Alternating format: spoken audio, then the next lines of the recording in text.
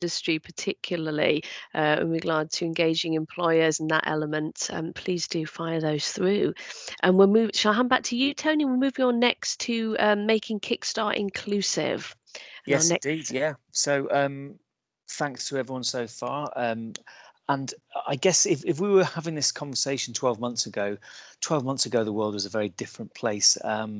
And in terms of, I suppose, the employability sector and unemployed people, unemployment was at its lowest rate for God knows how many years. And we were getting to a point where we were really starting to focus in and hone in on people with multiple and complex barriers, and a lot of the kind of outsourced programs, should we say, we're looking at this group in particular.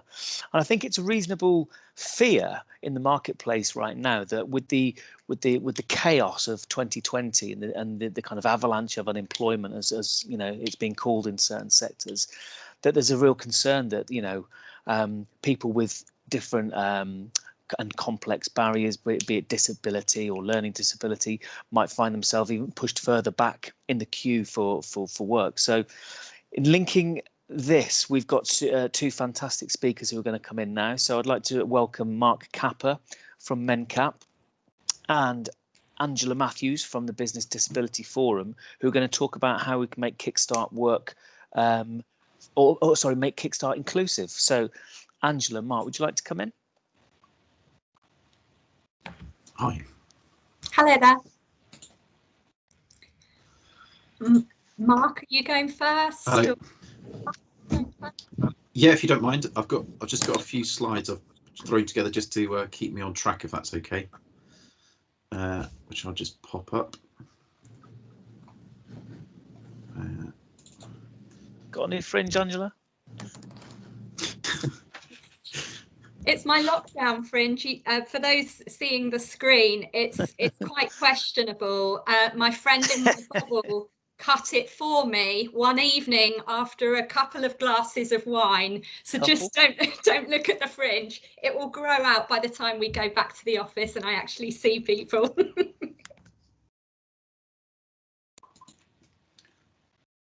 It looks like my presentation doesn't want to work, I don't think, so I'll just talk it through.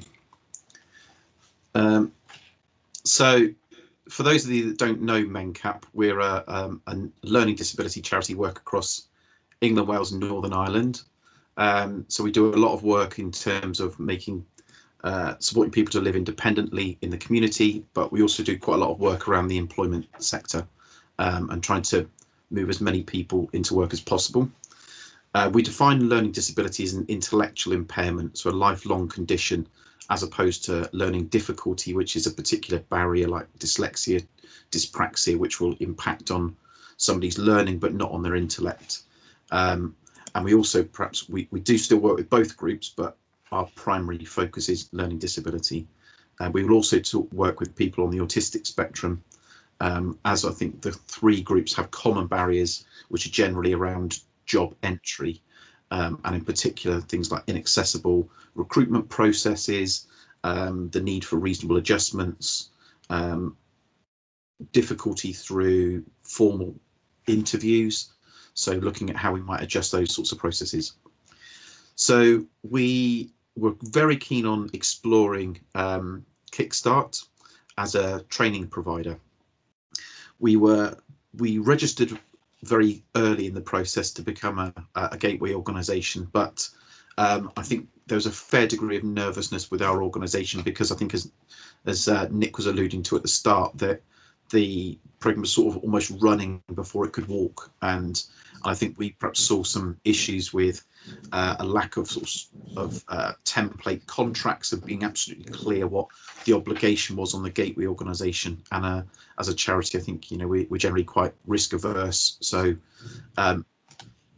we're really pleased to see that sort of towards the end of October that the template contracts and things are now available for employers and providers, and I think we've seen some real progress and can see some real benefit in the process. So how we're looking to utilise Kickstart as a gateway is to look for employers who are willing to explore the option of using this as a tool to create more inclusive employment. So we're putting an offer out to employers in exchange for the £1,500 that's available to employers, we can provide a more wraparound programme. So we can provide support with making processes accessible, we can provide learning disability awareness sessions, we can support with recruitment, and I think more crucially, we can provide a job coach to support people in work. So we can provide a really sort of robust support package for employers that might be looking at the opportunity to do this. I think furthermore, what we'd also be encouraging all sort of training providers to do is not look at Kickstart in isolation. So we're trying to explore at the moment the relationship with other programs. So traineeships, I think, is perhaps a tricky one because the current eligibility criteria, people have to be on universal credit. So people on our traineeship program don't necessarily meet that criteria. But certainly at the end of the Kickstart program, the potential to move on to an apprenticeship is something we're keen to explore with employers. So I think taking Nick's point, that training people up, wanting to then see where do they go next. So trying to create options for employers and the Kickstart, the Kickstarter, I guess, to explore what that looks like as a move on option. So I'm conscious of the time, so I think that's probably me covered. So over to you, Angela. Thank you, Mark. As Tony knows, I can speak quite a bit. I can go on a bit. How long have I got? Have I got sort of 5-10 minutes or shorter? So sorry, between 5 and 10 is absolutely fine. Yeah, go for it. Lovely, great. Thank you all very much for inviting me back. My first time at ERSA was just last week, so it's nice to know that I've been invited back after I spoke to you all last week. So I'm going to be very brief about 4 different things. So first of all, the guidance. Secondly, the rules. Thirdly, the role of job centres. And lastly, where access to work is in all of this. So I think also, just quickly to say, like Nick, I'm not too good at reading messages as they come through, so I will read them after I've finished speaking. First of all, to pick up on Joe's research, which I think is so important and is relevant to the guidance, actually. So around sort of employers not taking up employability related schemes, I think there's 2 issues. First of all, as has already been said, employers rarely know about these schemes. Secondly, is also an issue of inclusive communications.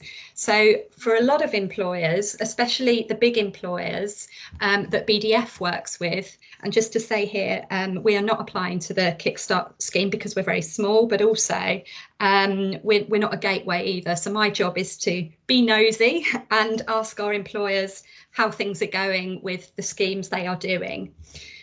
What we see a lot of, particularly in the big employers, is that it's usually a disability supports team, a workplace adjustments team, or an inclusion team who go to senior management and say, hey, look at this scheme, we should be doing this. Now, among our members, there is a high level of people in those roles who have a disability, a condition, or who are using assistive tech. And when you go to the Kickstart website and you go to the promotional materials, there is a message saying this is unlikely to work with assistive technology. So I think the first thing is to get that marketing and promotional materials inclusive and working with assistive tech, because the people passing them on up to senior management and saying, hey, we should be doing this, are sort of telling us they can't access those promotional materials. So I think that's really important, because those are the teams to get on your side. Also about the guidance, agree with what others have said. So our employers have said that the guidance out there is quite vague, and I appreciate what Nick said earlier about it needing to be vague, because you're trying to address so many different sectors and types of businesses, so I completely get that. Interesting to hear from someone who said earlier that both gateways and employers, when they're in the system, there's actually quite a lot of information, but before you get into the system and get your application approved, there isn't that much information to help you make a decision about if this is for you. So related to that is about the rules itself, because I think it was really good to hear from Nick earlier about the flexibility and the amount of flexibility there is around some of those.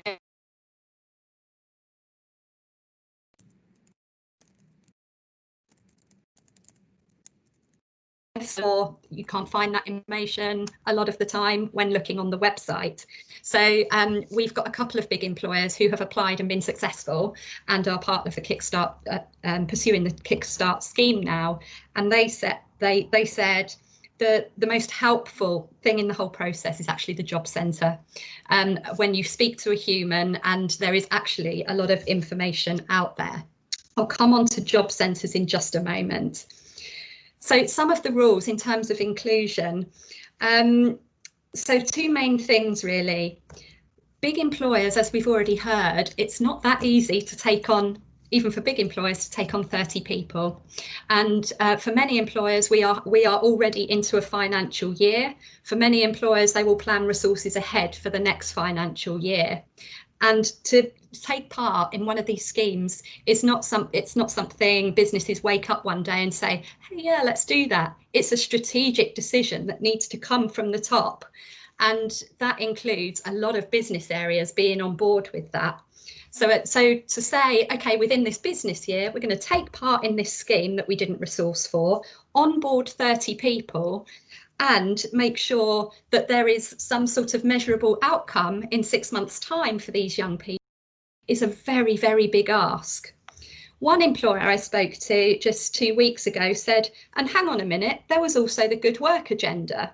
So how do these 6-month placements, where we're supposed to take on people, albeit you've got an amount of time to take on 30 people, this employer was saying, we are completely committed to that good work strategy that the government released, meaning this needs to be an inclusive placement.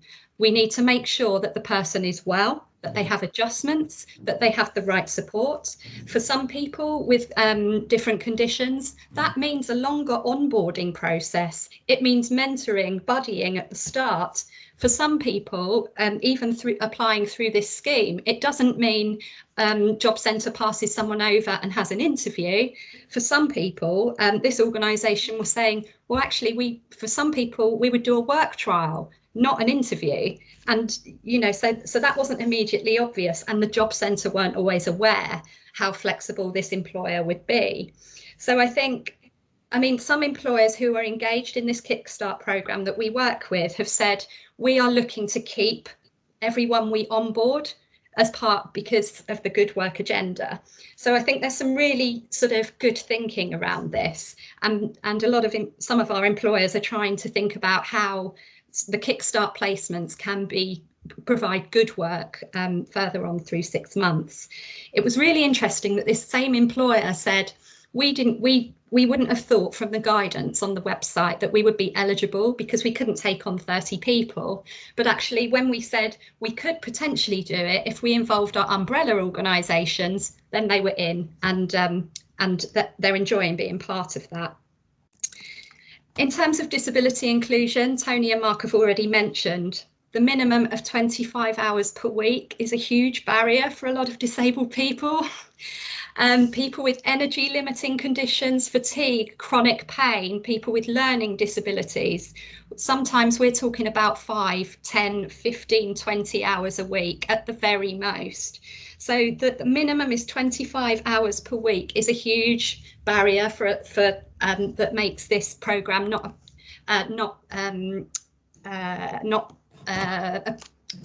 accessible, for many disabled people.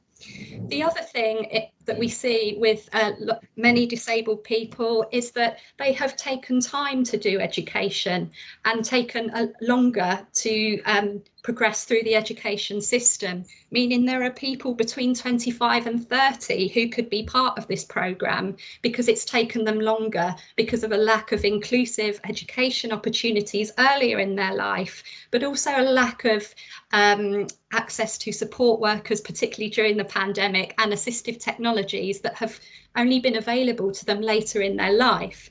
So actually, if we extended the age limit a little bit, we could potentially be reaching more people. Just to come on to my third thing about the job centre. So I've had some lengthy conversations with our employers about the job centre, and the feedback is actually really good. So a lot of employers I spoke to said they had worked hard to get a really good relationship with the job centre, which was at a place where, because some of our big employers are all over the country and not necessarily speaking to one job centre, they had felt the job centres had been really receptive to that, and that they had built good relationships with the job centre. However, there need to be some improvements from the job centres, particularly when onboarding an employer onto the Kickstart programme. Now, employers told us the job centre need to know more about them as an employer to get the right candidates for the roles through the Kickstart scheme. So, for example, one employer said it's really important that the job centre gets to know our values as an organisation, even the strategic values, but also the values about the recruitment process. As I said earlier, one organisation said that they'd be open to work trials, to video applications, for example, but there wasn't really, they didn't feel there was a way to tell the job centre about their inclusive recruitment practices even. With one employer, they called a couple of job centres who were working with them and said, I haven't, we're not getting as many applicants as we thought we would.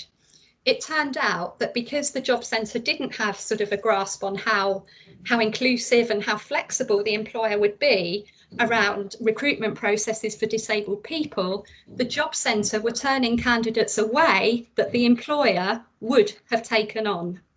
And that was happening with a couple of employers. The other thing that employers said that they would really, really appreciate from the job centre is the job centre just picking up the phone more. So the employer said that they have a monthly communication from the job centre, but actually if they had a candidate in front of them, they would like to hear from the job centre straight away.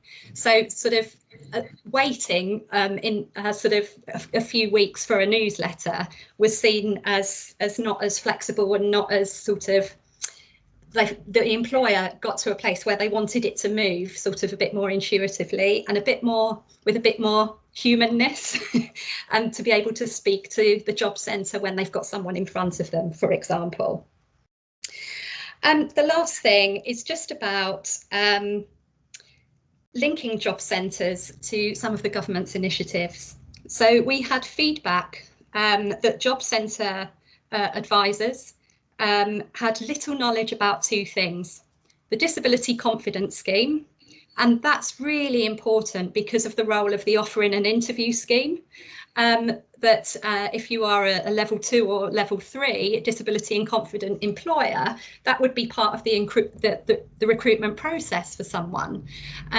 However, when some of our employers were saying to the job centre, send us disabled candidates, we want to use this scheme to get more disabled people into our organisation. So we see this as a real opportunity. We're a level 3 disability confident leader, so this is really important to us. And they were often met with the statement, what's disability confident leader? So there's a role of educating the job centre advisors in this. Also, leading into access to work, the number of job centre coaches and advisors who didn't know about access to work was quite high. And that leads me into sort of another question about how access to work works with the Kickstart scheme. Access to work isn't mentioned anywhere that our employers or I can immediately see on the website. So it's not clear that there is support for employers. And like Joe's research, something that is also little known among employers is the really good, strong role access to work can have in helping people recruit disabled and retain disabled employees.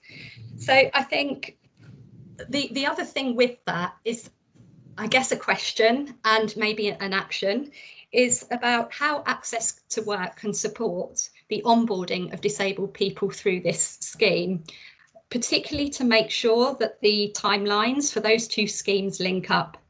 So we are hearing that currently access to work times from application to getting adjustments is 3 to 6 months. A Kickstart placement is up to 6 months. So is there some way that we can have sort of like a fast track access to work process for the Kickstart scheme?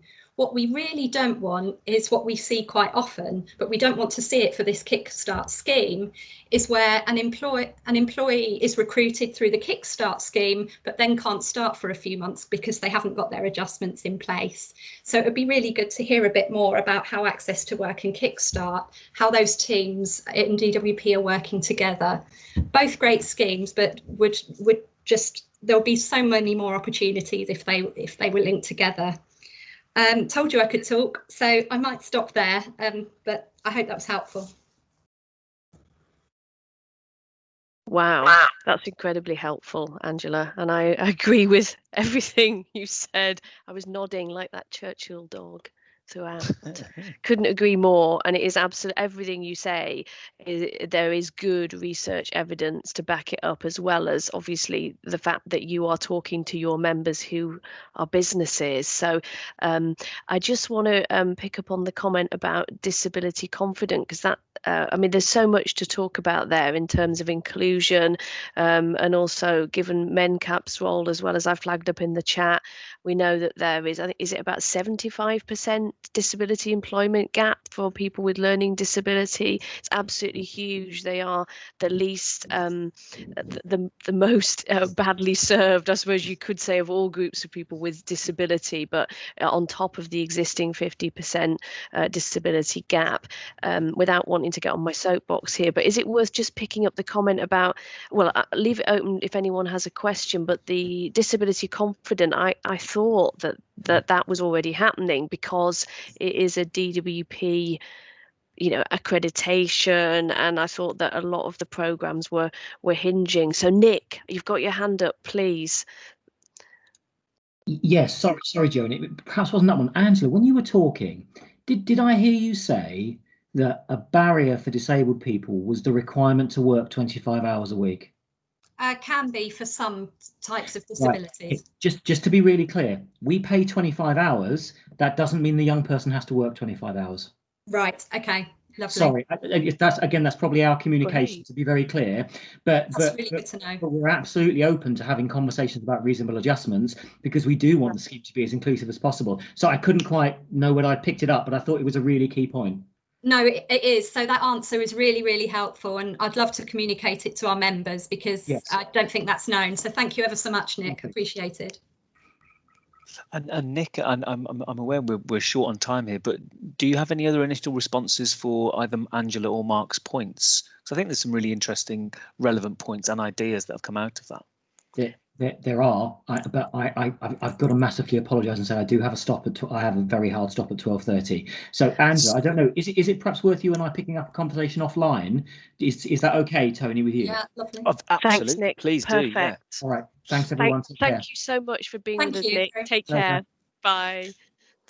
So I think we will probably call it there, and I guess it's really clear from this conversation that this conversation needs to continue, and there's lots of other kind of loose ends we haven't tied up yet. So between Joe and I and ERSA and Angela and our speakers, we're going to come back and kind of like wash up this meeting and see what we'll do next. Thank you very much to our speakers. Thank you very much to our audience who have put in great questions and comments. We really hope this has been useful for you. Please provide feedback to ERSA. Joe, have you got anything to say before we go? No, I'll probably keep quiet there, Tony. So, but thank you. It's been an amazing session. I guess the final thing is Elizabeth still with us, just to close out, if there's anything Elizabeth wanted to add, because I know that was the final thing. Yeah, I am here. I've been here all the time. I just think it's worth pointing out that this was a session that was sort of separate and ran alongside excuse me, our Kickstart Forum. And we do have a Kickstart Forum on Thursday the 10th of December. So anybody who wants to carry on this conversation about Kickstart, please join us at that forum. People who've attended previous forums will notice that in the continuous chat that goes on, I asked yesterday for evidence that I can submit to the Secretary of State about our experiences with Kickstart so far. Please keep asking Nick questions as well, because we are trying to be constructive and get this right. I think the session that Angela just spoke to was really useful, and I'd like to pick up with you separately, Angela, how we can perhaps include some of that in the stuff we're putting in. So quickly, just in terms of the ERSA landscape at the moment, we're working on Kickstart, we're working on the UK Shared Prosperity Fund, we're looking at campaigning around the ESF reserves. We have been working on responses to the spending review, and we've been asked to submit to Working Pension Select Committee on the 16th of December, and we'll be going out to the sector for evidence for that. And just to flag up, on the 11th of December, we have the ERSA year-end general meeting. Okay, so speedy ERSA update. Okay, thank you. Thanks a lot. Take care, everyone. Thank you. Thank you, everyone.